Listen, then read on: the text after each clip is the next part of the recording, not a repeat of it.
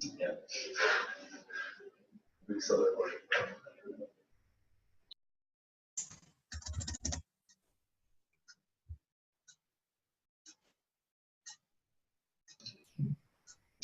Hello everybody and welcome to our webinar on shared ownership. So you should be able to see your screen. So hopefully you should all be on mute, and if you're not, could I just ask you to mute yourselves just so that we try and avoid some of the background noise that happens when people are muted. So the recording of the session along with all of the slides will be available after today both on our website and on our YouTube channel, just in case you've got any problems with connectivity or in seeing the slides. So hopefully we're going to have some time for questions at the end, but in the meantime, if you would like to let us know of any problems with the audio, please could you do so just through the chat function that you should be able to access. I think it's on the right hand side of your screen. Okay, so my name is Richard Swanningham. I'm Grants Officer here at THET, and I'm joined by my colleague Richard Scone-Jones, who is Senior Grants Manager. Hi everyone. So we're here today to introduce the topics and the presenters, and hopefully just ensure that everything runs smoothly from a technical point of view. So, just a quick run through of the agenda today. So I'm going to start by giving a brief introduction into what we think of when we say shared ownership here at THET, as well as some of the ways that partnerships can begin to achieve it.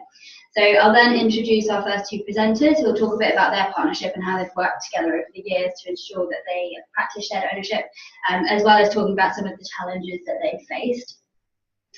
I'm then going to move on to discussing how volunteers contribute towards shared ownership, before handing over to our next speaker, who's just returned from a stint volunteering in Uganda. And hopefully there'll be about 10 minutes or so for questions at the end before we close at 12. So it'd be great if, while you're listening to our speakers, you could just jot down any questions that you have ready for the end of the speakers, and then I'll just ask you to write any questions you have in the chat function as well. Okay, so as you know, one of the key reasons for our existence here at THET is to support partnerships. So yes, we give them funding so that they can run all the fantastic projects for training health workers and strengthening health systems. But we also aim to develop strong, resilient, thoughtful partnerships which survive the funding gaps and uncertainties which are so prevalent in our sector, particularly at the moment. So we encourage partnerships to work together beyond just the projects which THET or others fund, and develop relationships where learning can flourish and partners on both sides can increase their understanding and contribute to developing global health. So what do we mean by shared ownership?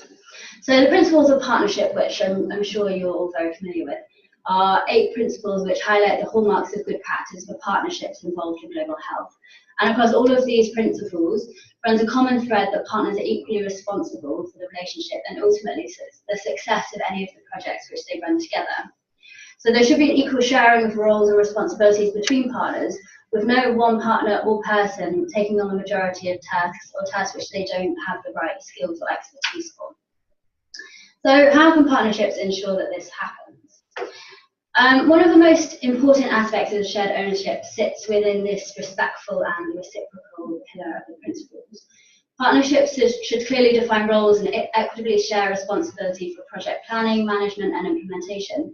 They should respect each other's strengths and weaknesses, and they should engage frankly and positively with difficulties in their relationship, as well as any external challenges that they're facing.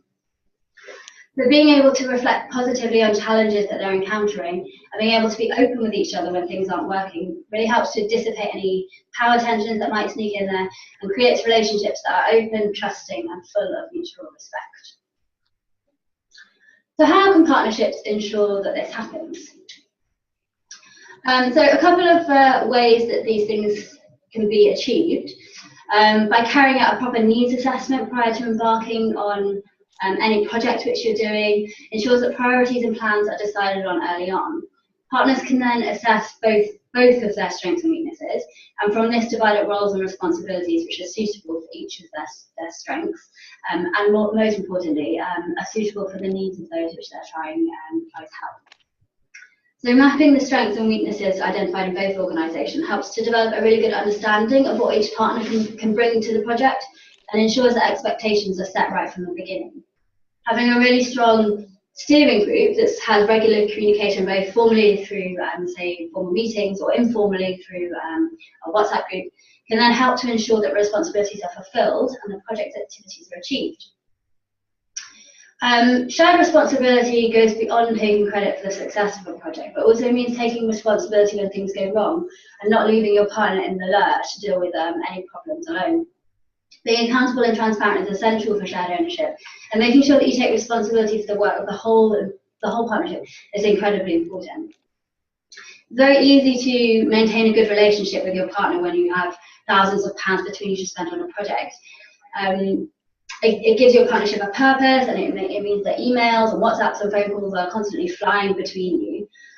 But the real mark of a strong partnership is the engagement that you share when there isn't any money for projects. So you could collaborate on research papers or funding bids. You could try to arrange learning between your organisations. You could check up on how projects which you funded in the past are being sustained after many years stops. These are all ways which you can build your relationship and make sure it keeps moving through a funding gap. In the long run, having strong partnerships like this that are supportive of each other even when there isn't any money are what creates real sustainable change at a health system level. So it's enough from me. I'd now like to introduce our first presenters. So Dr. David Musoki from Makerere University in Kampala and Dr. Linda Gibson from Nottingham Trent University. So I know they're going to go into a lot more detail about the particulars of their partnership and any projects that they've worked on in the past, but I'll just give a brief introduction. So the partnership between the School of Social Sciences at Nottingham Trent University and the School of Public Health at Makerere has existed for over 7 years now. It mainly focuses on community health, on training and on research and learning between the two universities. So they've had some really fantastic achievements, including they've trained over 300 community health workers, they've held over 10 seminars at both institutions, they've supported MA public health students and a PhD student doing research in Uganda, and they've organised an international symposium on community health workers in Uganda, which was attended by over 450 participants from 22 countries. So I'm going to hand over to Linda first. If you could share your screen with us and unmute yourself, Linda, that would be great.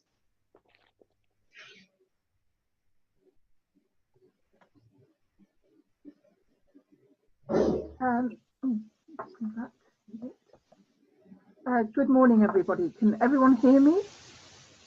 Yeah, we can hear you fine, Linda. Thank you. Okay, thank you. It's great to be here with the webinar, and very happy to be here with David Musoki, my collaborator in Uganda, talking really about what have been some of the successes and challenges of our partnership and some of the issues around shared ownership.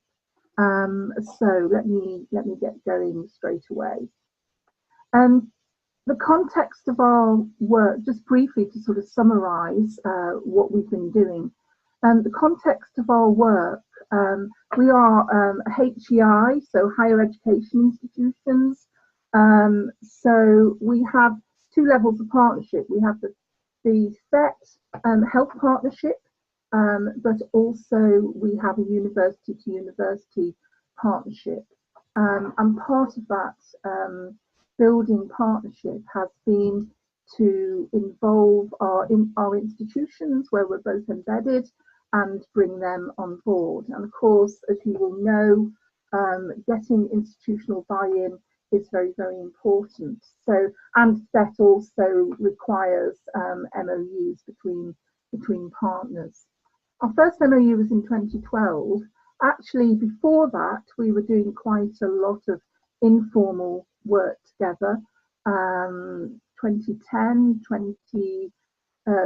even 2008, we started with some activities, which has brought us to the point where we are today. And through that period, as well as the THET funded projects, we've also had research, staff and student exchange, and developing collaborative projects together. So, so it's a long, deep and trusted partnership over the years. Beatrice has more or less gone over some of our achievements, but this is just some of the detail. Our THET projects are very much focused on strengthening community health workers as a workforce to deliver primary health care, and that's been the main focus of our work. And the Ugandan team, in terms of implementation, have just been fantastic in their reach, and that's enabled strong learning between all of us, between both the institutions, staff and students, in terms of being out in the field, understanding around planning and implementation, and it's been a great success. Allied to that, we've also, when we're in country, we have joint seminars, we've had some staff and student exchange, and as Beatrice mentioned, the International Symposium on CHWs. We also look for conference opportunities and present joint presentations, and are also starting now to have joint publications. And that's something we're very much focused on for the future as our current project comes to an end, is around dissemination and outputs. We link very strongly to the CHW, to the student body, and they're an important part of what we do, both in the UK and in Uganda, and bringing students together and building capacity within that body has been a very, very important part of our partnership. And we were also very successful in bringing one of the community health worker supervisors from the project to the UK in partnership with THET. He came and talked to Henry came and talked to the THET conference the other year, but we were also able to bring him up to Nottingham, and he was able to spend 2 weeks visiting the community organisations in Nottingham, and a lot of learning took place that he's able to take back into his context. We've been very successful with funding, so we've had a number of THET grants now, and which has allowed us to develop our community health worker work. We've also expanded that beyond the THET work and been very successful in getting a number of external grants, so British Academy, EU Horizon 2020, Erasmus Plus, International Credit Mobility grants, and some small funding from the Global Challenges Research Fund, which we're using to build capacity. So, and that's something that we are continually looking for, I suppose, as academics based within universities. That's part of our role, but it's something we very much kind of build into our partnership, and it builds on the work that we do with THET and expands the work that we do with THET and the knowledge base of our research. So what's enabled our success, and what are some of the shared ownership issues? I think there's a number of levels of this. One is formal activities that we undertake. Stakeholder relationships are really key to our partnership. David and his team have been embedded in the communities in which we are doing research for many, many years. The whole Makerere University and School of Public Health have strong relationships with the Ministry of Health, with the district, with the community, and these have been very key really to enabling successful project work. And that is something that very much we work with David when we're in country around supporting that and supporting the work. Wider stakeholder relationships are also very important. So in all the work and activities that we've done, whether it's conferences or research bids, stakeholder relationships are also very, very important. So building networks within the work that we're doing, whether that's with international NGOs or international agencies, they've been very key to enabling us to really engage in broader dialogue and broader discussions in relation to the work that we're doing. I think the other thing that's been enabled a lot of success has been the fact that we are embedded within institutions such as universities. This has been very important and enabled at times when we've had funding gaps, for example, between our projects.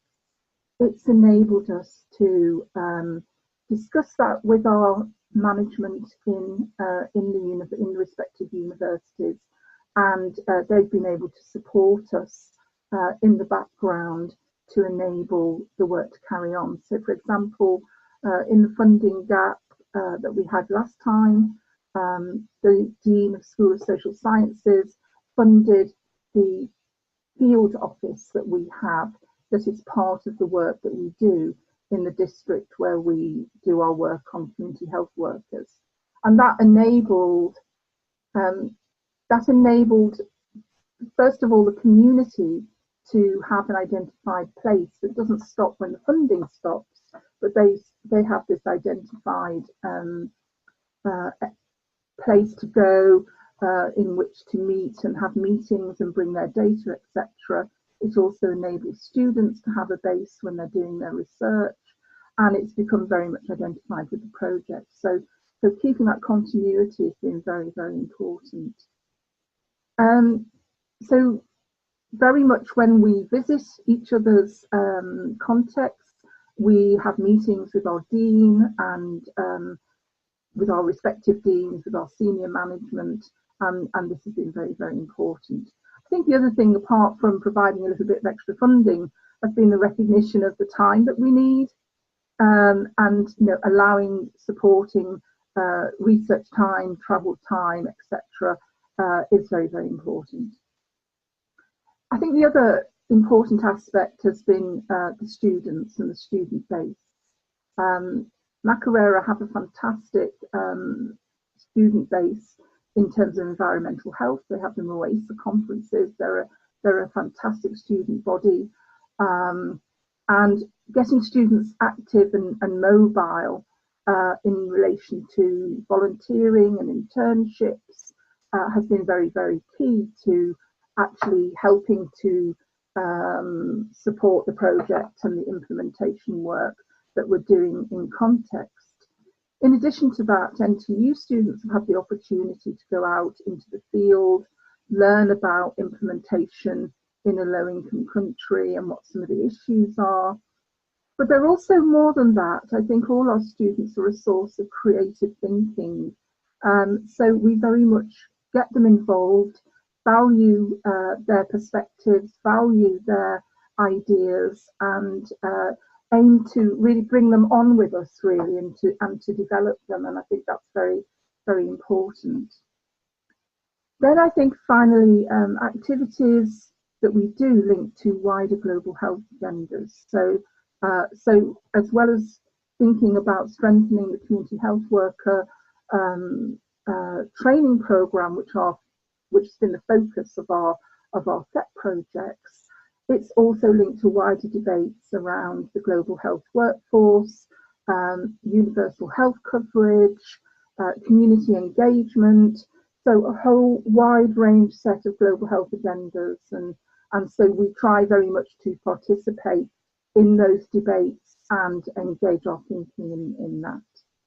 At a more informal level, and I'm guessing that a lot of you will also engage in this, is the sort of softer skills, I suppose, that you need as a partnership, building trust between each other, So David and I have worked a long time together over the years, and we've come to trust that. So, for example, if I'm in country, I very much trust David 150% that if he tells me the situation about something and I don't quite understand it, then I'm quite prepared to take his word for it, because I absolutely trust his view and perspective. Reciprocity is also important.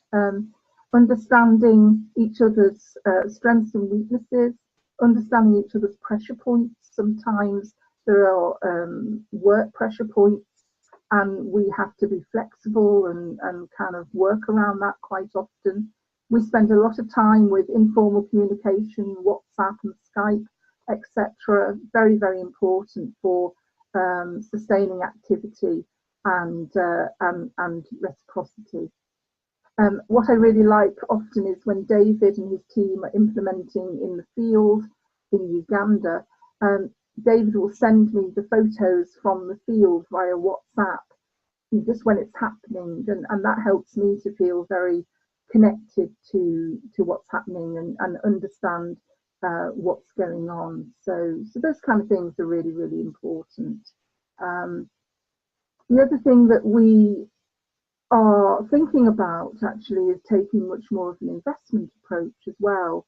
So, for example, our CHWs, the context in which they work, is quite a difficult context, as I know you will all be working in as well. Working in, contexts of poverty, working in the context of unpaid labour, etc. And we recognise very much the need to think about how we move forward to support CHWs, to help to build skills so that they can see it as an investment in their development. Also investment in students and staff as well, and building leadership capacity for the future for students and staff is very key as well. Just some photos. These are showing some of the formal meetings that we've had with deans, between deans and staff when we're in country, Dean Rhoda and Dean Bazeo, and some of the students we've also had on placement. Sorry, Linda, we can't see your. We're still on your holding slide. If you want to scroll down to the photos, sorry. I'm on the photos on my screen. Oh, okay. Can you see them now? No. It's fine. We'll be able to share them afterwards, hopefully. Okay, all right. Well, I'll skip over those. So, so key learning for our partnership and partnership strengthening has been that partnership approach is very key at all levels. Different levels of partnership buy-in, and the importance of research funding to actually develop our work and research, and to look beyond THET and look at different funders. And partnership is not just about funding. What happens, as Bea said, what happens when the money goes? And the need to be creative and bring in your stakeholders at that point. That's something I think we've been very successful at. And then I think the other thing is around what we learn from each other. I think it's, and there's lots of phrases for this. I've got reverse knowledge innovation there. But Lord Nigel Crisp uses the words turning the world upside down, which I think is very nice, because actually often there's an assumption that we're going and giving knowledge in Uganda, but actually very often it's the other way. It's about what we also learn from the work we do with David and his team, and how we can apply that into a UK context which actually is suffering from a lot of austerity at the moment, and it's how we can learn from each other is also very key for the partnership. I'm going to hand over to David now for the next set of slides.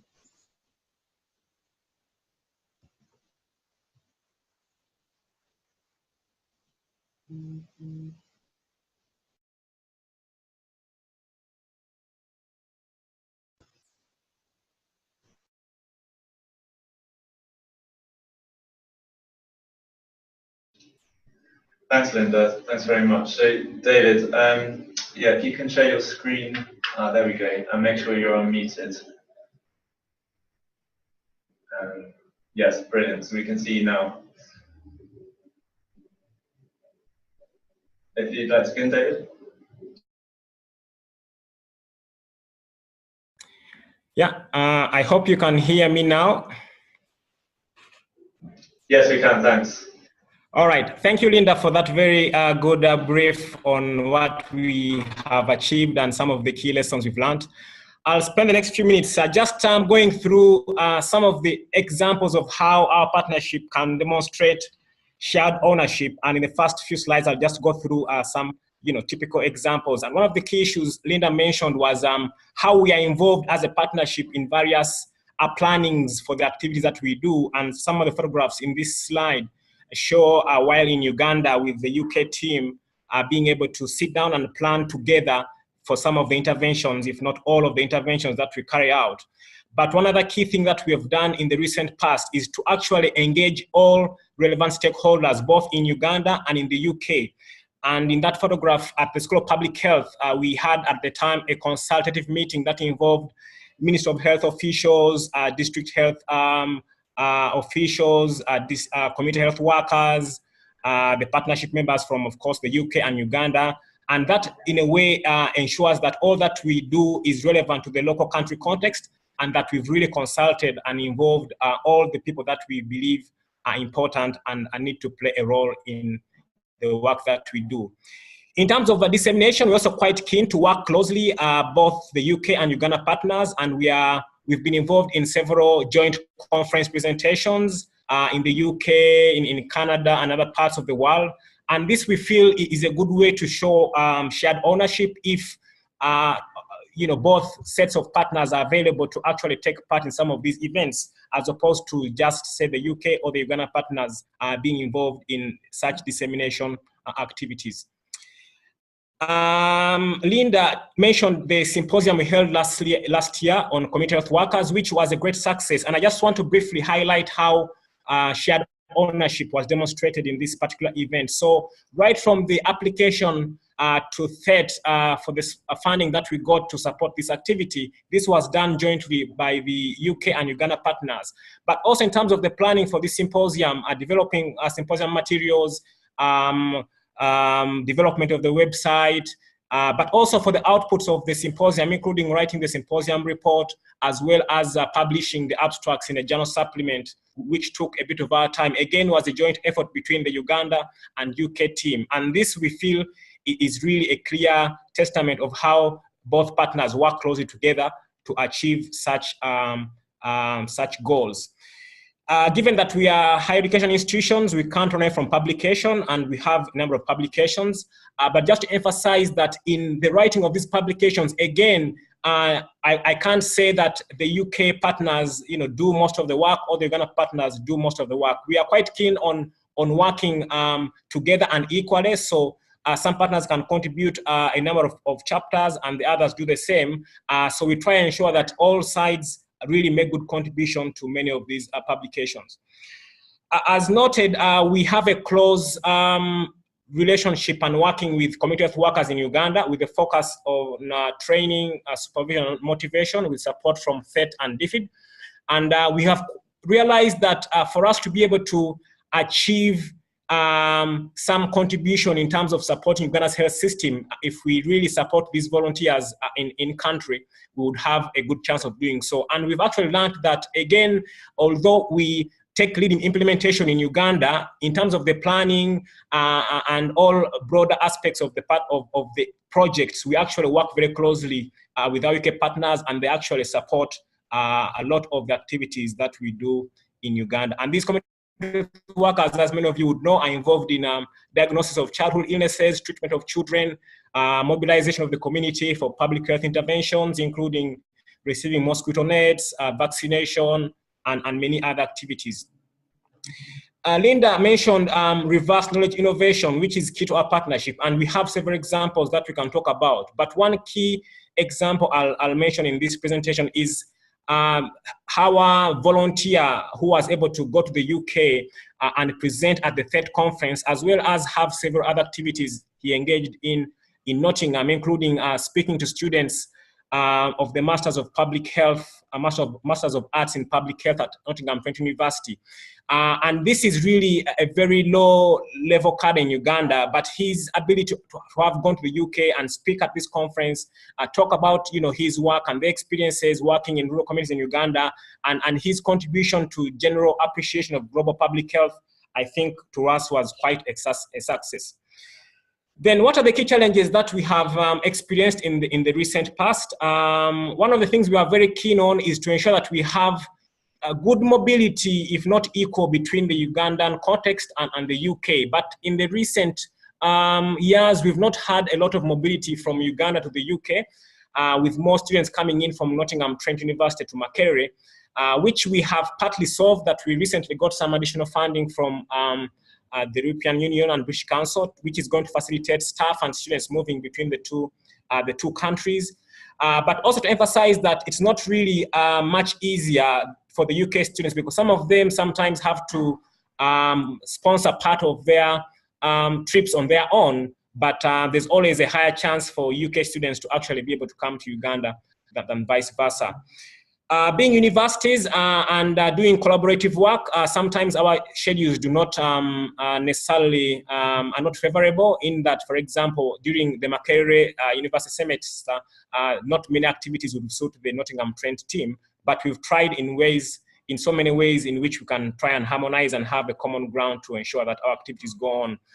Cultural immersion is also critical. You can imagine somebody who has been in the UK and coming to a developing country for the first time. Sometimes they may get a cultural shock, if you like, or having to take time to acclimatize, but we've been able to support them in country to be able to carry on the activities.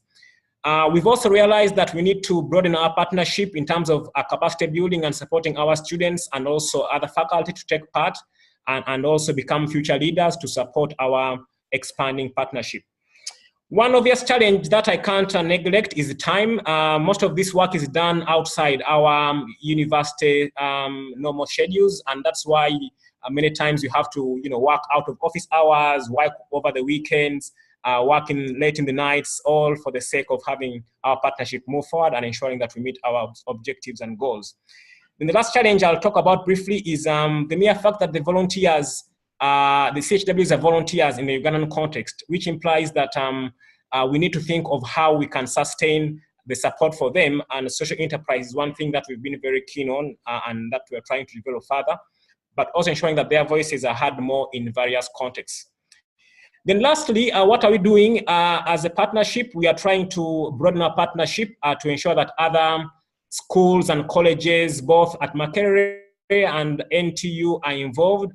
So for example, fields including law, politics, gender are all being considered, and we've had great starts to this.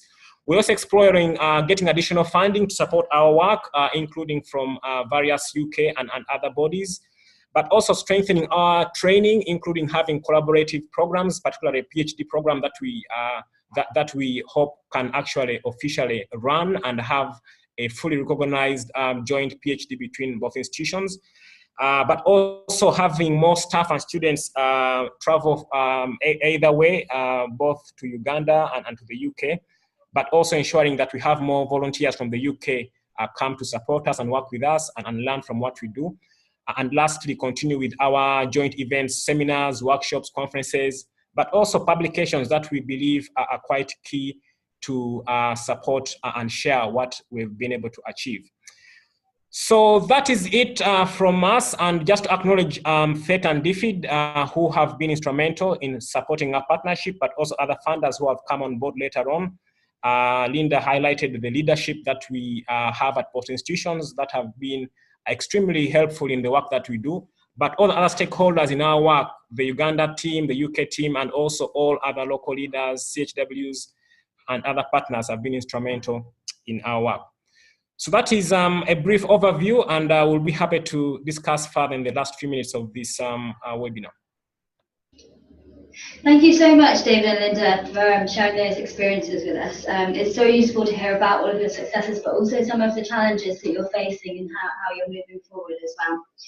Okay, so I'd now like to move on from the lead partners and look at some of the other key people who are involved in partnerships and delivering projects. So volunteers are absolutely crucial to a lot of the work that partnerships do. They provide the clinical expertise, they help project manage, they provide this vital link on the ground, which sometimes partnerships struggle with. So research done by VSO into the contribution that volunteers can make to development shows that it's not just what volunteers do, but it's how they can engage with the project, which really makes them valuable to engage with. It makes their contribution unique and valuable, particularly compared to a model where just an expert is paid to go into a situation and then just provide that expertise. So volunteers' embeddedness within the healthcare facilities that they're working in, living alongside individuals in the community and the colleagues that they're working with in the healthcare facilities can really enable them to develop a shared understanding of each other and the challenges that they face. So where this works effectively, it can create really strong personal bonds and relationships, which lead to different kind of collaboration based on a mutual appreciation of each other's knowledge, skills, and networks, and a shared responsibility for the outcomes of the work that they're doing together. So these more informal relationships help to build trust. They can contribute to the soft outcomes that Linda was talking about earlier, so increased confidence, agency, and leadership skills of both the volunteer and the local healthcare worker. And this can enable solutions to be owned and sustained at the local level, and it can harness networks that enable things to get done. So volunteers can sometimes get a unique insight into how lower level staff are engaging with the project, what their hopes and fears about the project are, and these are things which could often be missed, particularly if lead partners are working in more senior management roles.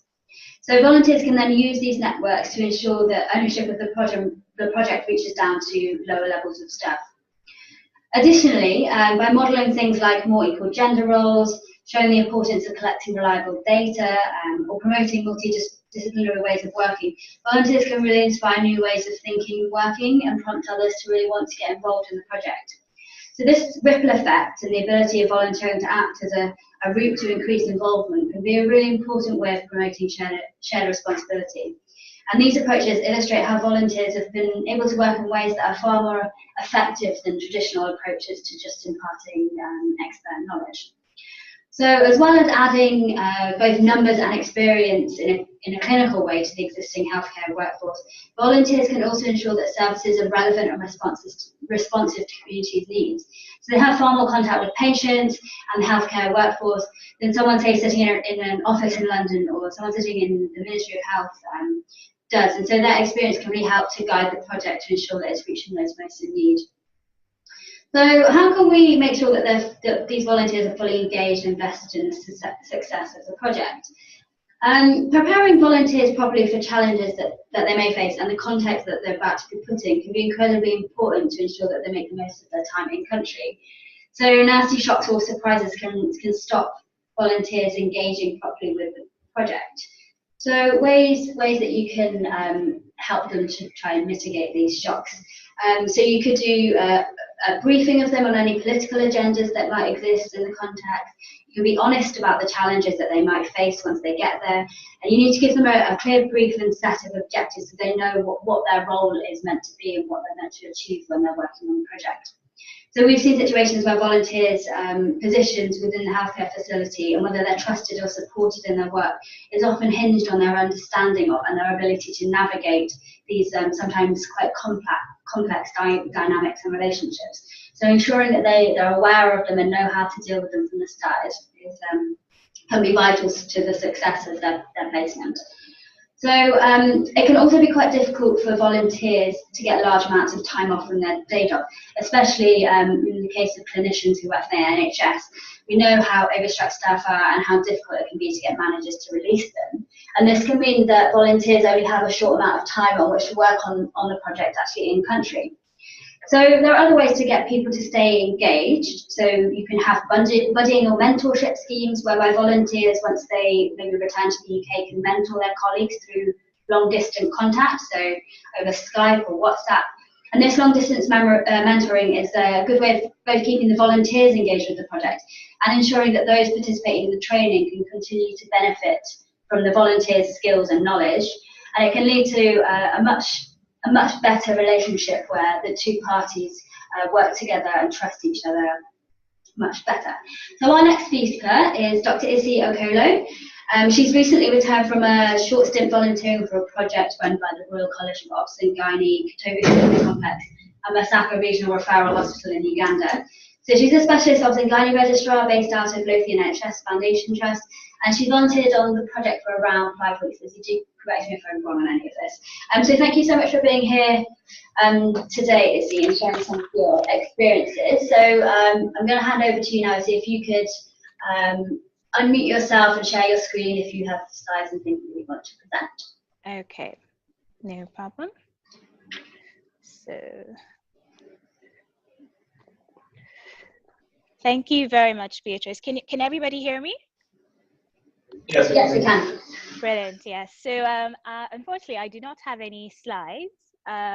So I had wanted to just turn my screen so perhaps people can see my face, but it's not working, but that's okay. So thank you very much for inviting me, Beatrice. So like Beatrice said, my name's Izzy, and I'm an ST5 in Obs and Gynae and have just recently returned back from Uganda. I've been involved with the Royal College Emergency Obstetric Skills Project. And this has been a year-long initiative to reduce maternal mortality in a region of Uganda called Masaka. And it's been done in various ways. So the project's initial plan was to essentially implement some training and then develop a group of Ugandans called master trainers who would then go on almost like a domino effect, delivering this training to other health facilities in the region. It's also been done in terms of implementation by trying to improve the referral system in that region of Uganda, as well as the training in emergency obstetric skills. Some specific documents were introduced in the region to improve the communication and the safety of care, specifically in maternity when it comes to referrals. So what I'm going to talk about briefly really is my role as a volunteer, why I chose to volunteer, and some of the things I thought were very useful to me to focus on whilst I was there. And I think any future volunteers as well, this is very useful. The challenges, and then finally the highlights of the experience, which is the best bit. So in my role as an RCOG Marcus Filshie Fellow, that was my official title. It was essentially supportive supervision and training. So what I was doing there was delegates who had been trained in emergency obstetric skills 3 months ago.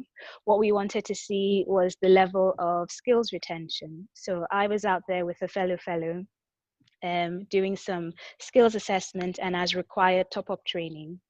I was also doing some monitoring and evaluation of various aspects of the project. So looking to see how people were implementing and using things such as early warning score charts, partographs, aspects of obstetric care such as respectful obstetric care and things like that.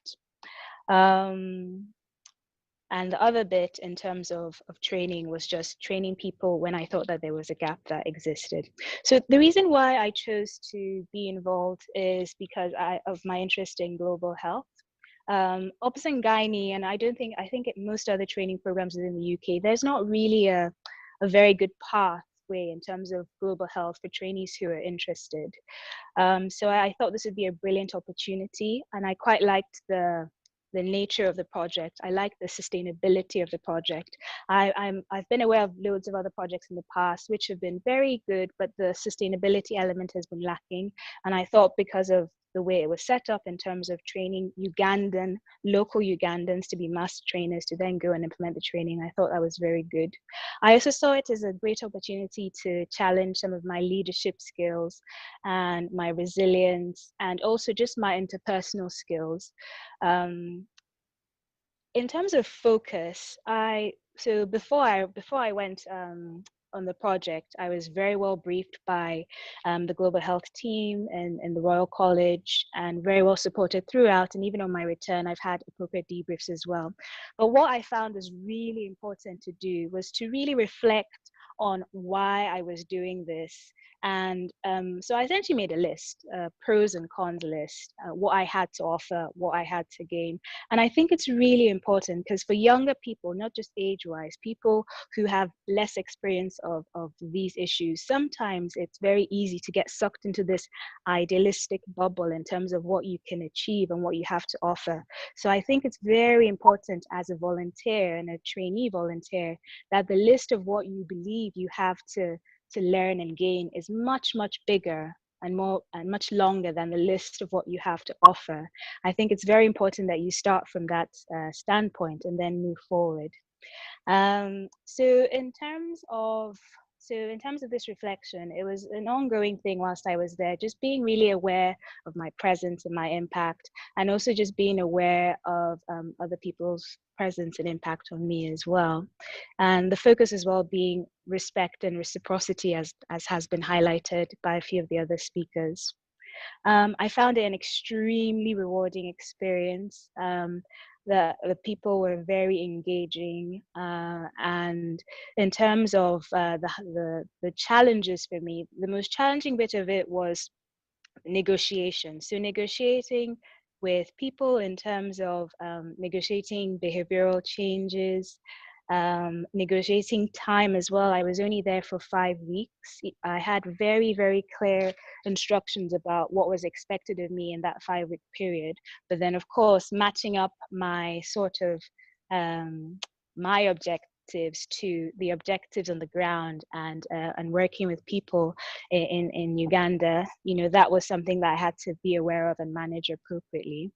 It was also, so I'm Nigerian, so, and I grew up in Nigeria, so, and I've traveled quite a lot and done some other things. So in terms of a cultural shock, there wasn't a cultural shock for me at all. But what I was really aware of was my presence as a female volunteer, and particularly a female volunteer perhaps that doesn't look like a normal volunteer. So it served me quite well initially, because when I arrived, a lot, especially because I picked up a bit of Ugandan, people didn't realize I was a volunteer. So in terms of sort of involving myself with the local community and what was happening, that was very easy. This really helped me address the challenge of one of the goals I had to achieve, which was the monitoring and evaluation. This bit was, you know, initially quite off-putting, because essentially what you are doing is auditing people's practice. And as a trainee and as a volunteer, I was very aware about how sensitive this could be. And I really paid a lot of focus in terms of how I did this, and how I reflected, and how I fed this back to people whose work I was looking at. Essentially, it essentially felt like you were visiting somebody's house and, you know, sort of looking underneath their carpets and things like that. It's quite off-putting, but then, you know, just being quite aware of what your role is and what impact you're having on people, and just being quite respectful. Most people were very open and engaging, and eventually actually there wasn't much problems with that, so that was quite good. In terms of the highlights, so the highlights definitely for me would be the friendships that we've gained from the experience. Moving on from my involvement with the project, our roles as trainee volunteers is evolving into, like Beatrice mentioned, sort of long distance mentors. So so much to learn from some of my Ugandan colleagues, and a lot that perhaps we had to share with them. The other highlight for me as a UK-based trainee was an appreciation and a new sympathy for hospital management. As a UK trainee, hospital management often means to you, denied leave, or perhaps basically not a lot of positive things in the UK. But however, being involved with this project has made me very empathetic to hospital management, has made me very interested actually in health and hospital management. Some of the interactions and some of the specific things I had to carry out have also challenged my leadership skills, my time management, and certainly my resilience from working side by side with my Ugandan colleagues. So overall, a very positive experience in terms of what I've brought back to my training and my local department. More just a renewed zest for working within the NHS and a renewed zest for increasing and highlighting the awareness of global health amongst trainees. I think it's very, very important because I don't think there's a lot of focus on this at the moment within the UK. So sharing my experience in Uganda and bringing it back here has helped with that. But I think the most important thing has been the friendships and the lessons learned and the resilience that I've taken away, which I think ultimately has made me a better doctor. Thank you very much. Thank you so much, Izzy, for sharing that insight into how you navigated your volunteer experience. It was really great to hear about the shared learning which you're still continuing to do with your Ugandan colleagues. So I'd now like to open up the floor to questions from our audience. So if anyone has questions, you can either type them into the the chat box that I think is above your screen, actually, not to the right, and then we can read them out to the panel to respond to. Or if you'd rather speak, then there is a raise your hand button which you can press, and then I can ask you to unmute yourselves. But in the meantime, could I just ask each of our panel members for a summary statement on shared ownership? So maybe a key takeaway point or a key recommendation that you have for partnerships or other volunteers going forward.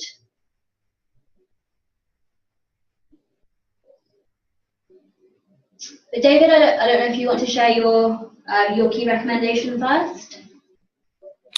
Yes, Beatrice. I can really summarize by saying that from our over 10 years of working as a partnership with Nottingham Trent University, for me, some of the key aspects that one would need to think about quite strongly in terms of shared ownership include issues of trust, openness among the various partners, mutual respect while carrying out various partnership activities, recognizing each partner's strengths, but also weaknesses, and recognizing that those weaknesses sometimes also need to be thought through, but also co-development and learning, working jointly in all activities that are being carried out.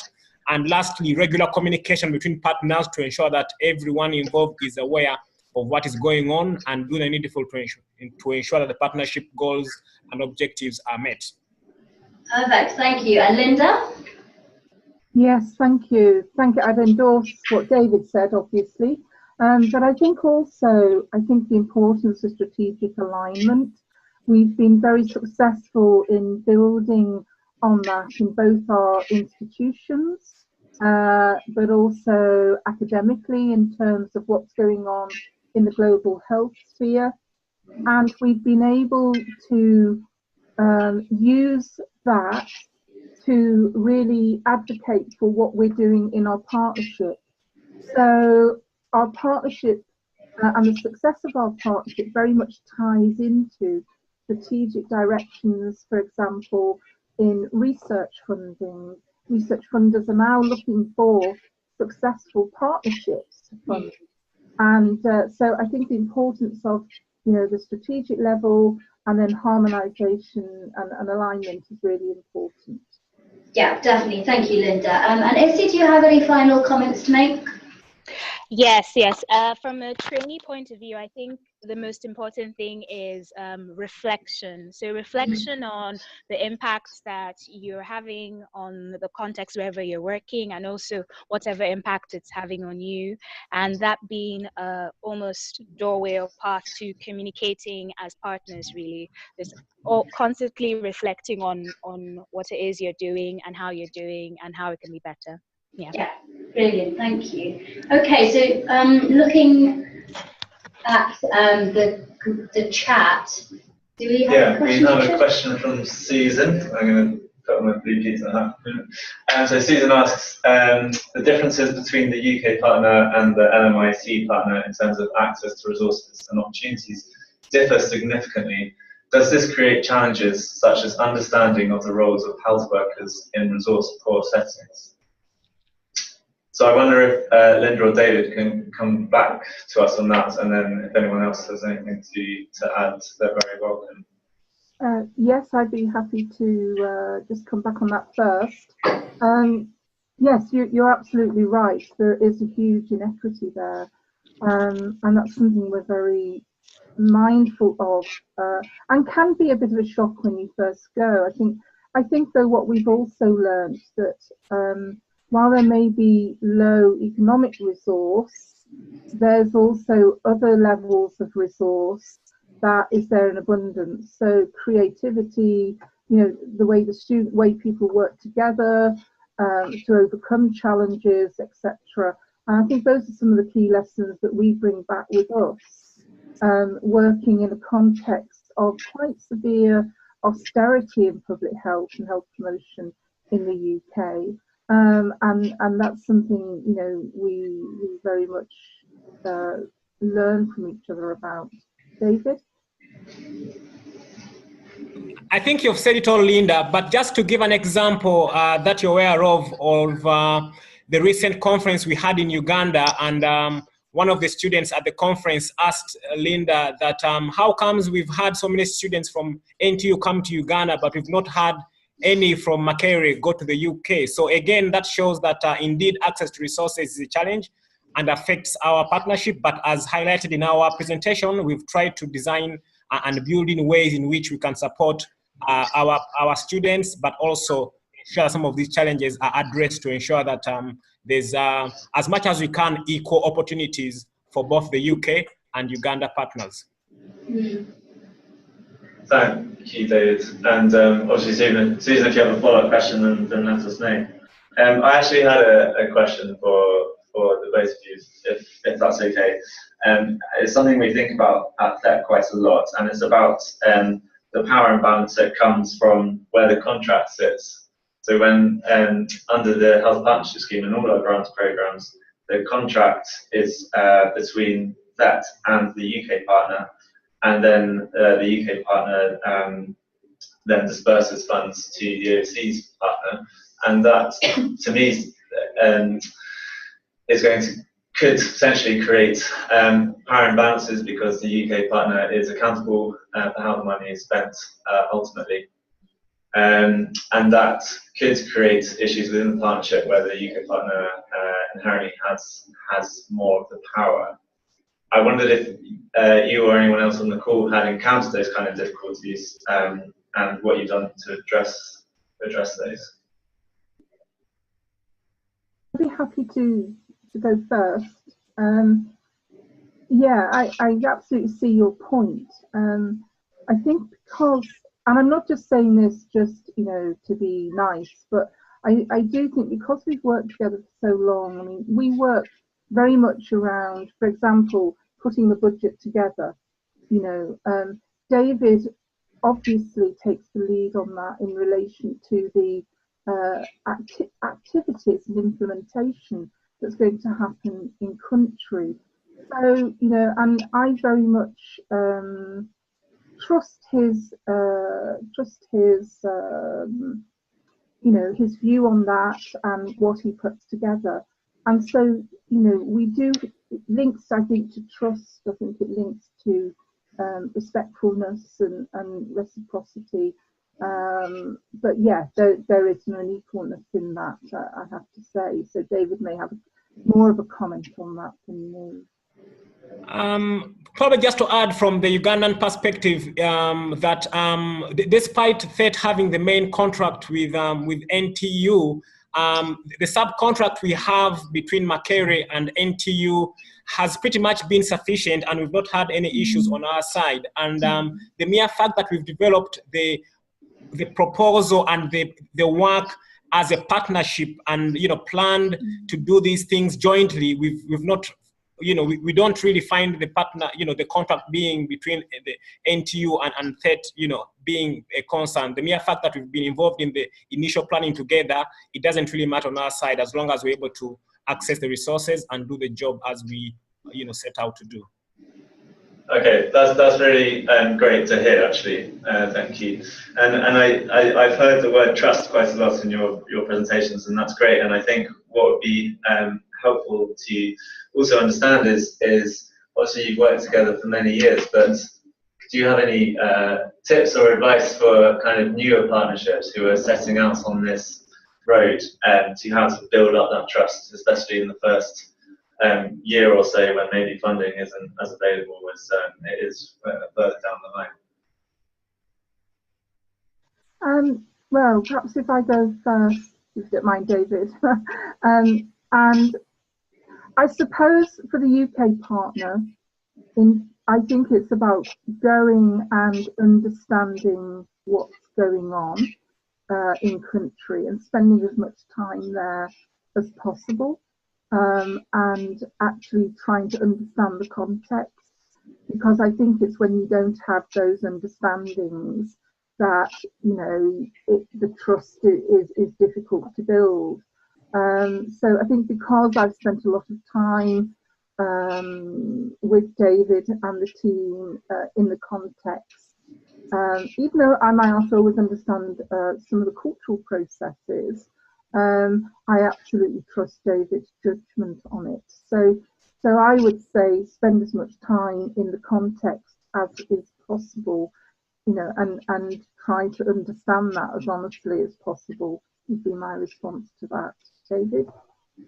I think I'll emphasize the issue of time, but also emphasize that this trust is built over time. So I wouldn't think that a partnership can really build, you know, trust in 1 or 2 months. This would normally take a long time, and a long time of communication and engagement, and like Linda said, appreciating each other's, you know, context and strengths and weaknesses.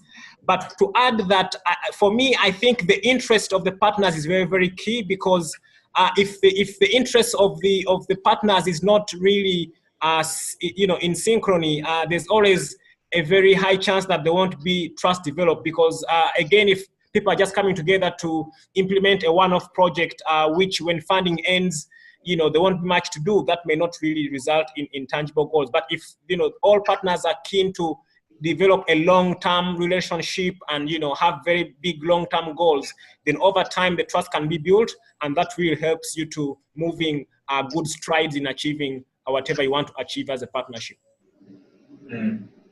Great, thank you. We've got a question for Izzy now from the chat box we have here. So, how can shared ownership be better embedded into the volunteer element of the programme?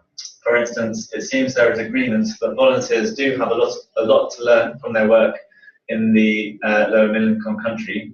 Do you think there should be made more of an expectation of travel, so that volunteers focus not only on the technical skills they have to transfer, but also the skills they will bring back?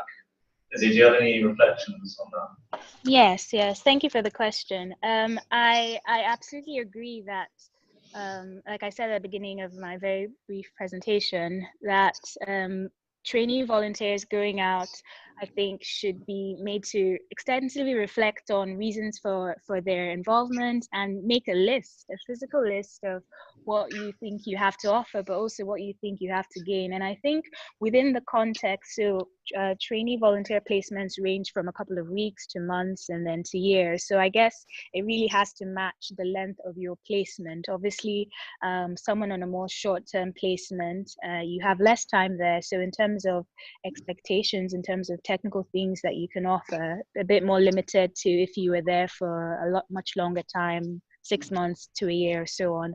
So I think it is more important as a trainee, especially when you're first being involved, that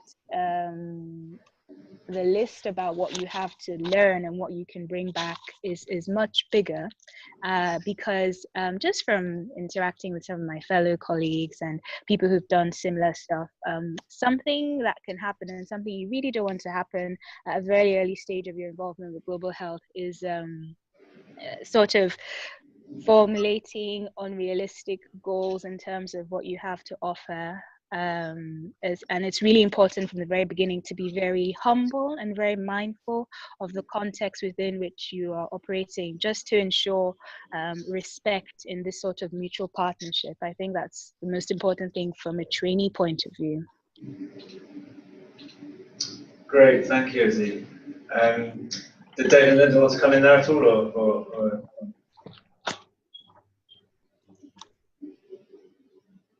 if not, then I think that's all the questions. Oh, sorry. Sorry, I was trying to find my microphone. Apologies. Just to add to what Izzy said there, I think it's important to manage expectations. So Yes. one of the things that we do, our volunteers go out in the context of a module, professional practice. So we work with David around what David fully understands what the expectations are, and so that helps him then to manage what the volunteers are doing out in the field. So, so I would say managing expectations with both partners is really key. Mm-hmm. Okay, thank you, Linda. Yeah, I think if I got the tech right, then that's all our questions. So if I'm right in that, then I'll pass back to Bea to wrap up. But thank you very much for your comments and questions. Yes, thank you so much to all of our fantastic speakers. It was really, really good to hear from you. So we will be posting the recording of this webinar, as I said before, on the website and on our YouTube channel. So do share it around with any colleagues that you have that you think might be interested or who weren't able to attend today. Otherwise, thank you so much, everybody. That's us out. That's us done. Thank you very much. Thank you. Bye.